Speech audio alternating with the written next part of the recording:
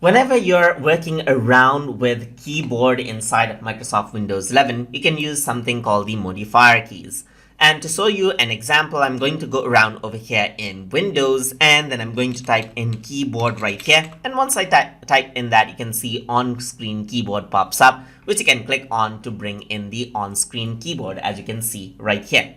So over here, you can see that this is the on-screen keyboard, and you can see a bunch of small letters, and you can see that there are a bunch of numbers over here, and on the top you can see the symbols. But if I were to click on this, and if I were to type the number 6 on my keyboard, it'll type in the numbers and not the symbol. And similarly, if I were to go around and type in any letter, it'll type in the small letter for that particular alphabet.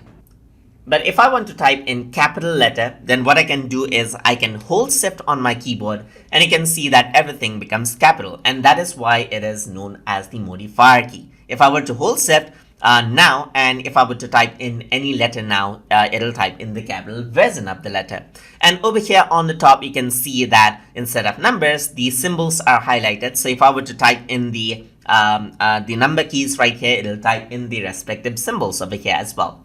So shift is a temporary modifier key. So if I were to let it go, you can see that it becomes back to normal again. If I want to access just the capital letters and I don't want to access out the symbols, then what I can also do is I can just press cap lock once. So just press the cap key once, and you can see that it becomes active right here. So whatever you type now will be typed out as a capital letter. If I were to press the caps lock key again, what happens is that now it'll just go out and become normal text, just like this.